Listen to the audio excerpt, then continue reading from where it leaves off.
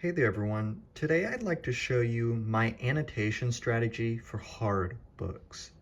I've done a video before where I talked about my annotation strategy in general, but I found that as I've gotten into some more difficult works of philosophy and literature, of which here I have 3 of philosophy and 2 of literature, I found that my strategies can vary to a significant extent. So I just wanted to show some of the more creative ways that I have for annotating these hard books, which are oriented towards someone who is going to be reading a book that they plan to be reading many times. A lot of the videos that I see on annotation are oriented towards fiction, first off, and second off, fiction which is intended to be read only once, realistically. Whereas if you have any of these books, chances are that if you really want to understand them, it requires diving into them throughout your life and reading more than once. So here I have Hegel's Phenomenology of Spirit, I have Martin Heidegger's Being in Time, I have Deleuze and Guattari's A Thousand Plateaus, I have Thomas Pynchon's Gravity's Rainbow, and James Joyce's Finnegan's Wake. And I'm just going to be showing some of the strategies I have for these books to see how varied it can be, to maybe give you some ideas for how you should annotate your books. And I should mention that there is a subtle aversion that some people have to annotating in their books. It's seen as dirtying it or in some way just making it lesser. But I think that actually it shows that the book is valuable enough and that the author's work is valuable enough that you want to make it your own, that you care enough to make the book look distinct from any others. And you'll find that it's a very personable experience. And by the time you get done, you can look at these books and just smile, knowing the amount of work you've put into it is manifest on the outside and inside of the book and every single page along with it.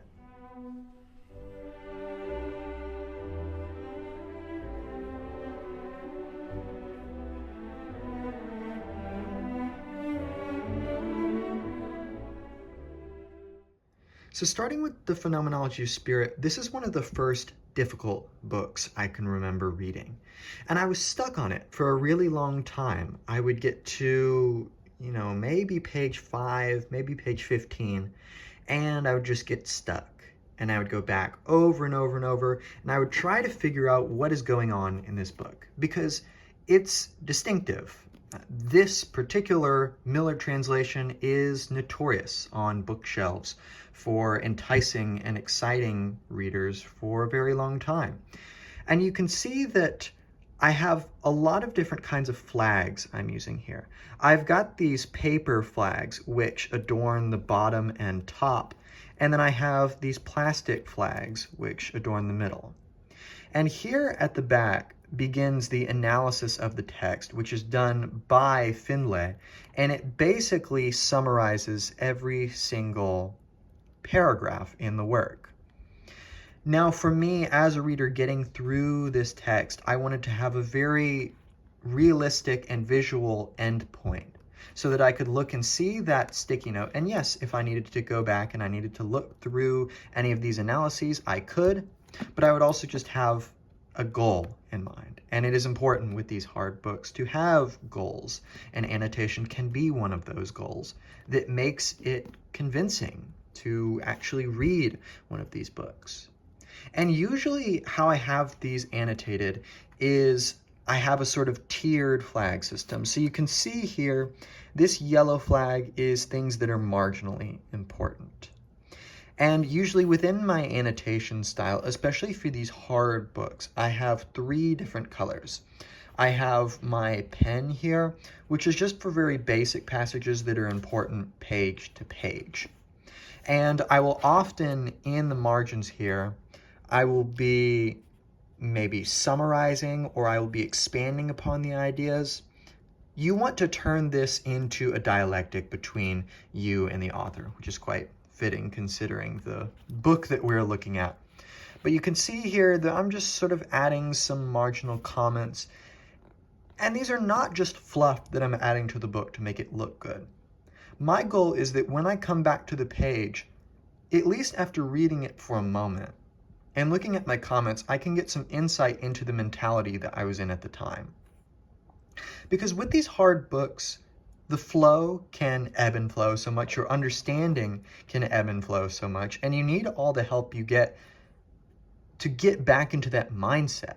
Because oftentimes, understanding something like the Phenomenology of Spirit depends on having the momentum of going page by page and having the previous concepts, such that when you go back, you may forget some of those concepts. So back to the markings, I'll use the pen for very basic things. But if there's something more important, I'll highlight. And you can see here I've had the unfortunate outcome that my highlighter has started to fade. You can see it there as well. It's faded pretty good in this book. I'm not exactly sure why. Maybe it has something to do with the page construction, but it hasn't been the case like that for my other books, so I wouldn't worry about that. So that's my second tier, is this highlighting. This is stuff that's pretty important. You can see this had something to do with death, if you can even read my handwriting. And then blue is extremely important. These are book-wide concepts that have some sort of consequentiality. For example, this is basically the dialectical process. So I wanted to star this so that I could go back, so that when I'm trying to understand what does Hegel mean by the dialectic, one of these notorious terms that he helps flesh out, I can go to that. And I also like these paper flags because, for example, I can see that, this is basically laying out idealism here. Everything in the mind, beginning from the content within the mind, sort of creating the world.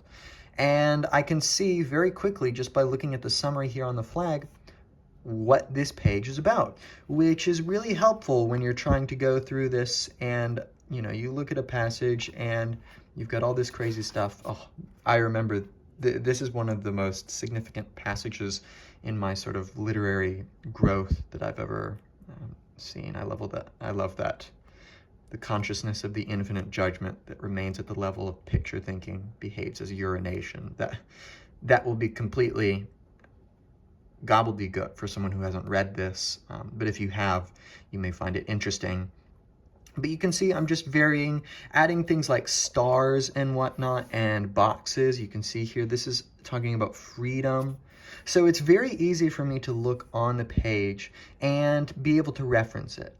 And that's something that's really important, especially for works of philosophy. If you're a philosophy student like me, then it's really important to be able to reference these.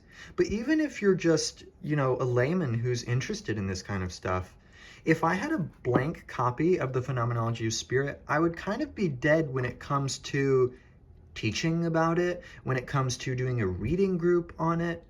I feel very confident that with the work I've done in the Phenomenology, I could take it to a reading group, and first off, I could navigate the text. But second off, I could add my own insights. I could look at the marginal notes that I'm making in the reading that we're looking at the particular moment, and I could say, okay, here's what I was thinking at the time, and even if I don't agree with it now, I have that as a sort of starting off point for me to resume my work on something like the Phenomenology of Spirit. Next, we have Martin Heidegger's Being in Time. Now, this is an ongoing reading process. I've read a different translation, the more ubiquitous McCory and Robinson translation, but this is a different translation, and I'm doing a reading group on it right now, hence why I have a bookmark still in it. But you can see here that flags are a lot more dispersed.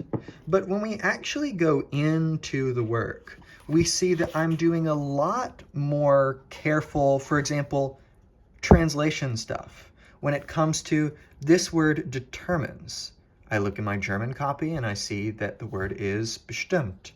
And bestimmen means to mark, to designate, to articulate. So I'm using notes like this to clarify the text in a way that is very oriented towards, for example, teaching it. So I want to be a philosophy professor, so it's important that I learn how to annotate my books in a way that helps facilitate that. So for example, here I have underlined just important things. This is Heidegger's notion of ontotheology. But here highlighted, I have the definition of being, a sort of preliminary definition that he has given us. And I have it flagged because this is extremely important. This is all about being and time, so I ought to have that marked. And if I have a flag here, and I don't want to flag the next page, but I have something there, I'll just add an arrow here. And that tells me, oh, look, there's this important stuff. And in this book particular, I'm using highlighter fairly irregularly. I'm just using it for extremely important definitions. For example, when it comes to, this is the question of being, which is important for Heidegger. Even something here like the hermeneutic circle. This is a very well-known concept in being and time and in the study of hermeneutics. And you can see it's just underlined. I don't have a lot going on here. I didn't want to clutter it up too much. So you can see here that my style is a bit more conservative. When it comes to something like here, you can see that I've got a lot more marginal notes going on. I've basically got every page here such that I have a script of sorts to work off of. So this tells me something very specific about what is going on this page, going paragraph by paragraph. And you can see here I've changed the color of the marginal notes to match the color that I'm underlining with, because this is kind of acting as my second tier here, right? This is a little bit lower than a highlighter. So I've got my normal underlining and I'm summarizing. You can see most of the paragraphs on the page are being summarized in some manner. You can see here I've got a definition of this term de-distancing. And I just have a little definition to help guide me such that, you know, if someone asks a question, I can figure that out. Once again, I've got a large marginal note here that's telling me what's going on here. Because sometimes you'll find a paragraph where you might want to underline it and do lots of notes like this. But sometimes you have, for example here, not a lot of underlining going on, but a lot of marginal notes. There's stuff here that's important, but not to underline as in something that I need to go back to necessarily for like a good quote per se, or to explicate a concept clearly. It's just important to know what is being said. So what I will do is after reading it, for example, this paragraph that starts with but and ends with inner worldliness, I've got it summarized here, where it's basically giving my language of Heidegger's language, because for someone like Heidegger, he's often very difficult to parse out his language. It's very peculiar to his own writing style. But I'm just going through, and for example here, I've just got a little asterisk kind of telling me that this is literally a note. This is not like I'm summarizing. This is like, just take note of this. It's like putting CF in a text. And you can see here, I've got an arrow pointing me to this marginal notation because I've got a lot of room being taken up here. You can see this one is pointing to a footnote. And I've got this one boxed in with red to show me that it is extra important. So with this text, I'm trying to be very minimal. You can see here that if I don't want to put a star next to something, I'll put this little sideways notch, this little sideways V next to it, because it helps me kind of prioritize things. It helps me hierarchize things such that when I'm going back and reading it, I can even just have key terms that I have boxed, a system of relations, little things like that to help me orient myself in the text. You can see here, I have a reference to a page number in my German copy, and I've got all these different terms underlined. This is actually a very difficult section. So what I needed was a way to look at the word here, find the word in the other translation, as well as that in the German copy. This is the kind of stuff that you do in hard books. So here with the squiggle underlined, the for the sake of which is this warum willen. Here the in order to is zu, and so on and so forth. Here I've got an asterisk, then I've got a cross, and then I've got a double cross. These are all just different ways that I differentiate in the marginal notes here, the Macquarie and Robinson towards this, or dazu. Corey Robinson, in which is full by, and so on. So I'm just using all this little stuff to help facilitate being able to teach the text, being able to look back quickly, figure out, I can read this notation real quick while someone else is talking or something like that. And it just helps me orient myself in the text.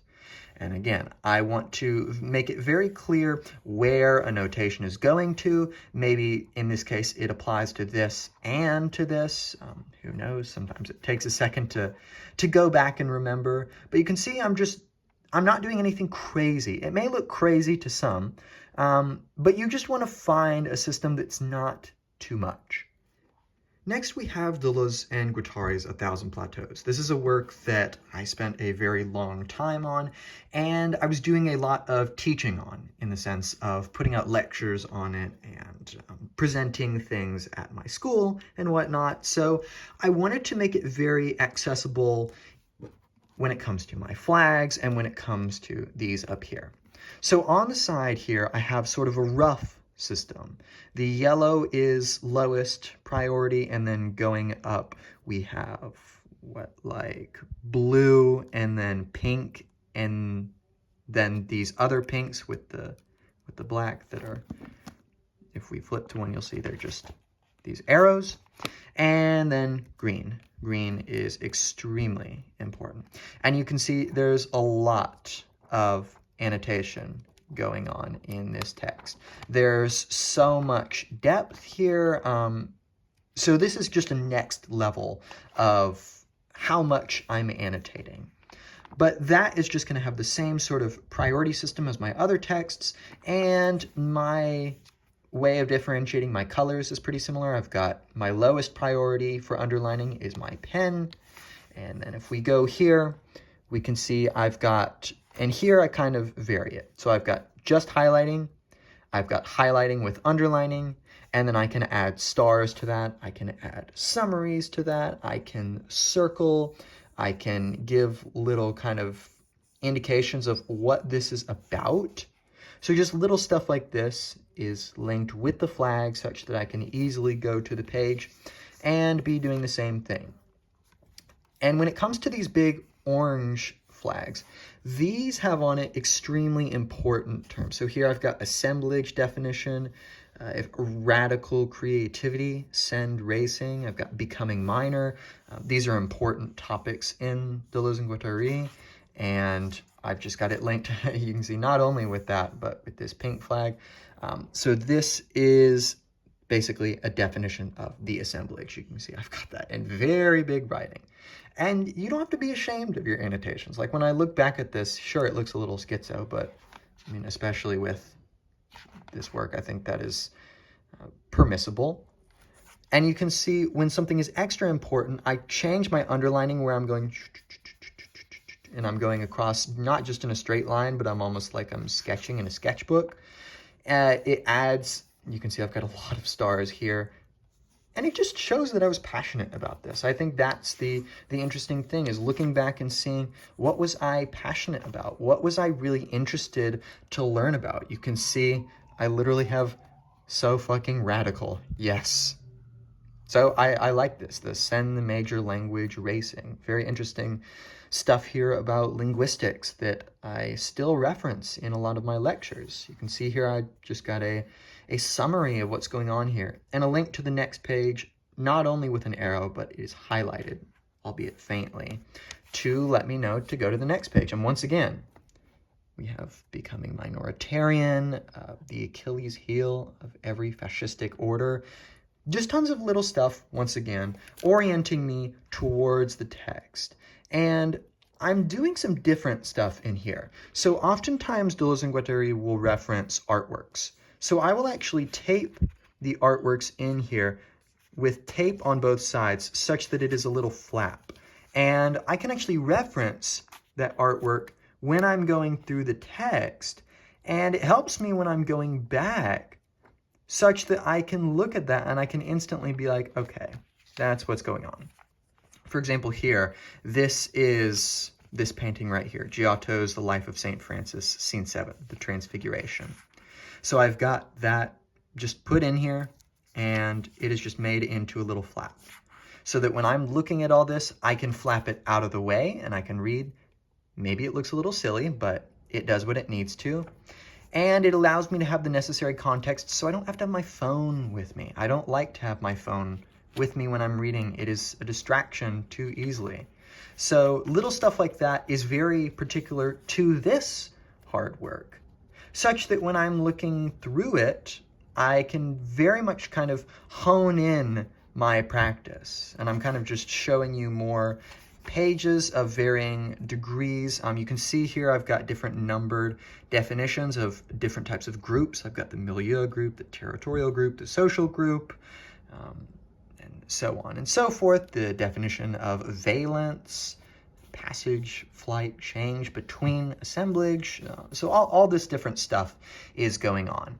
And then at the top here, you can see I've got a little orange flag. It's not the only orange flag that I have in the book, but for this, I'm using that for diagrams, to notate where all the diagrams are. This is in the footnotes at the end of the work, but you can see there's a diagram here.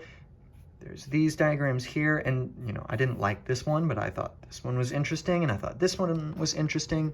And there's a few more of them you can see with this orange. This was literally just an important passage that I wanted to, you can see I really like this one. He was basically dissing Freud. And I just wanted to make that clearly accessible to me, kind of stand out.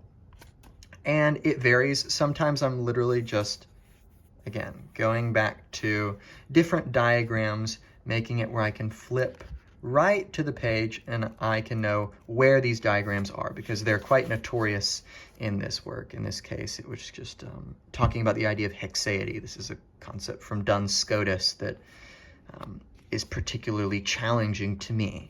But you can see there's a lot going on there. It might be a little bit overwhelming, but it's actually proven extremely helpful for me going back and, for example, fitting this into whatever I'm trying to teach at the time. Maybe it's Nietzsche, maybe it's Foucault, maybe it's, whatever else it may be. This may look cluttered to some, but my hope is that as you get through this, you will see that the system is coherent and it is useful. Moving on to works of literature, I have James Joyce's Finnegan's Wake. This is a notoriously difficult book to read, and you can see I've got nothing on the top. This is a discarded library copy, by the way. I did not steal this. But I've mostly just got flags going on here, and I've got a tiered system, which is very clear. I've got yellow for somewhat important, blue for very important, red for my extra special passages that I wanted to go to.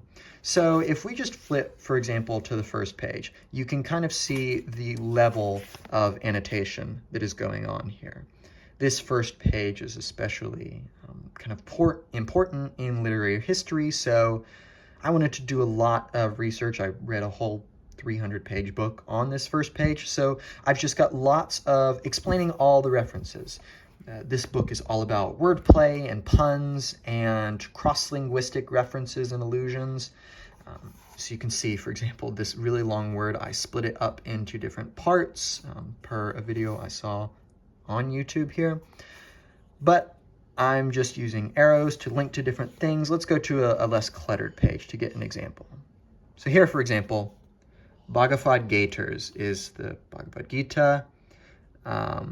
The confusioning of human races. This is a reference to the confusion of languages at the Tower of Babel. The Edicts of April is the 13th of April. And I've got a little arrow just snaking through to tell me how to get to something. Especially, here I've got hollow underlined and it's linking to Phoenix Park. Here I've got ALP underlined because these initials are really important. Here I've got HCE underlined because those initials are also really important. You can once again see HCE, ECH, just little things. And they vary such that on some pages, for example, here, I've got their breach of peace. Breach is breeches. And I'm just putting in the margins. Albruham is Abraham. Whilk is milk. Doubling is Dublin, right? Or it is doubling, but without the G. Once again, ECH or HCE. And for example, I'm also doing things like cross-linguistic references. So this is Latin, Ursa is bear. And I'm also notating just things that are interesting. Places where alliteration occurs. I'm slithering lines throughout here. I'm really making this my own, such that no matter what page I'm on, I can kind of figure out some of the references that are going on. I can squiggle all these different, for example, uves here is from the Latin ovum for egg. Oufs is oeuf, right? In French for egg. So I've just got all these little annotations. You can see here I've got my basic pen, then I've got my next tier up is red underlining, and then I've got green underlining as my most important. I'm just giving the universal message coded within Finnegan's Wake. If we go to these red flags, we can see a little bit of what was going on here. So my consolation. I really liked this passage. So I'm working around the text. I'm making it where it is still readable, at least for me. Moi Cain here. This is Cain, as in Cain and Abel. Moi is Russian for my. And sometimes I'm taking this from annotated guides. Sometimes I'm just, here is Welt, which is German for world. And I didn't need to see a guide to know that. If you want to be Felix, to come and be part. This is Phoenix Park, right? Felix Park. So once again, there's nothing really crazy going on that I can't tell without going into too much detail. But I'm just giving cross-linguistic references. I'm making it where the text is more clearly understandable to me, such that when I go back, I can sort of look at it and I can see, okay, this is some of the illusions that are going on here. I've got the stars to tell me that this was important in some regard. Spilling is spelling. Sometimes, it's clear based on vicinity what this is referring to, and I don't need to give some kind of arrow like I did here. Heimlich is Heimlich, which is canny or homely. So just all this little, here's a pun, and poke stiff, that's a reference to an erection. So here in Finnegan's Wake, I'm just prioritizing, not doing anything crazier than I need to. I just want it to be accessible, because a blank copy of this is very difficult to read.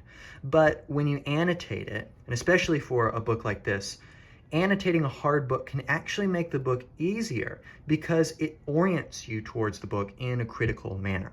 It makes you consider it as something worth analyzing on the word-by-word, even letter-by-letter basis, and making it your own. And then finally, I have Thomas Pynchon's Gravity's Rainbow. And I just finished this, but I'm really liking the little strategy that I have going here. So this book is split into 4 parts, and what I've got here is just sort of diagonal flags along the top. This can make it better because sometimes when you're grabbing a book from the side, when you've got all those flags there, you kind of bump into them and mess them up. When they're on the top, I find it a little bit easier. So this is very simple. I've got these flags for important passages, and I've got these paper ones for extremely important ones. So let's just flip to one that I've got here, and you can see that this is one that was starred. It was worth it that I wanted to go through here and just add a little flag. And basically what I did is I lined it up like this relative to the other ones, and I just set it there, and then I press the book over like that, and it ends up in the right place that it needs to be. When it comes to these flags, I can literally just jump to the spot, and I've got it taped to make sure that it stays there because the adhesive is kind of bad. But you can see very clearly that I've got, paranoia-like precautions. And I've got little words underlined. I didn't do anything crazy. There's only one color in this entire work, and it is my pen. I didn't want to do anything crazy. I just wanted it to be accessible. This is kind of a fun little thing I like to do, is I like to do the time, the date and time and sign when I finish, in this case, chapter or part 1. And I'm just doing that through this work.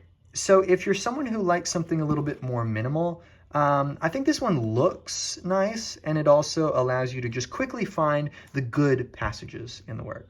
For example, this starred one was clearly important enough for me to put something on. And I have this whole episode just marked, a vignette of the book and modern life. So this whole, I didn't have to underline the whole thing, but I just know that this whole thing is important. It tells me something interesting, and this whole episode I have marked. You can see, right, I have this to the reader, breaking the fourth wall. So very interesting stuff going on there. And as we're getting to the end, you can see I've got this triple star. Ooh, mysterious. As we get to it, we can see that there's just a lot of annotating going on here. I'm basically underlining the entire page, but it's not disruptive or obstructive. I can still see everything, but it just tells me it's important. And I'm just using the stars to differentiate between them, aside from the little sideways notch. So nothing crazy going on here, but it does what I need it to do. So that being said, I hope this has been interesting. I hope that it's given you some ideas for ways that you can make these hard texts your own. I think it's especially pertinent to annotate a text when it's very hard. It helps get you, like I said, in that critical mindset. It helps orient you towards treating the author as someone whose voice is valuable, and also treating your own voice as valuable. It's something where you can add your own thoughts to this work without defacing it or anything. It's just creating a sort of system of confluence between the two voices of the author and yourself. And I think that's a very exciting individual experience. We don't get a lot of chances to really sit down with our thoughts, and we get even less chances to look at our thoughts reflected in another medium. You can journal or write, but a good thing to do when you're reading, it doesn't require a bunch of effort, is just writing down little thoughts. And slowly, you will see your thoughts made manifest in another medium that will excite you. They will tell you things about your intellectual development. I used to love Hegel's Phenomenology of Spirit. I was a dedicated Hegelian absolute idealist. Now I've moved away from that a bit, and I still find him a very fascinating thinker. I still love to read Hegel, but I don't quite view him the same way. And when I look at my annotations, I can see that. And that is just an interesting way of seeing how literature actually changes you. It's easy for people to say, oh, this has changed me so much. But when you actually do this dedicated annotations, you will see that over time. And you'll realize, oh yeah, I view that passage very differently now. It's much more problematic than I thought before, or it's much more interesting, or it's much more intricate, or there was nuances here that I wasn't noticing before. Whatever it may be, I hope this gives you some thoughts to try to find those things. That being said, that's the end of this video. Check out my lectures that I do on postmodernism, German idealism, gender theory, post-colonial studies, and other literature. Become a channel member for $5 a month and gain access to, among other things, a private philosophy Zoom, which you can tailor to your needs. I also have super thanks available if you'd like to donate to the channel, because books, especially big books, are not cheap. That's it for this lecture, and I will see you in another one.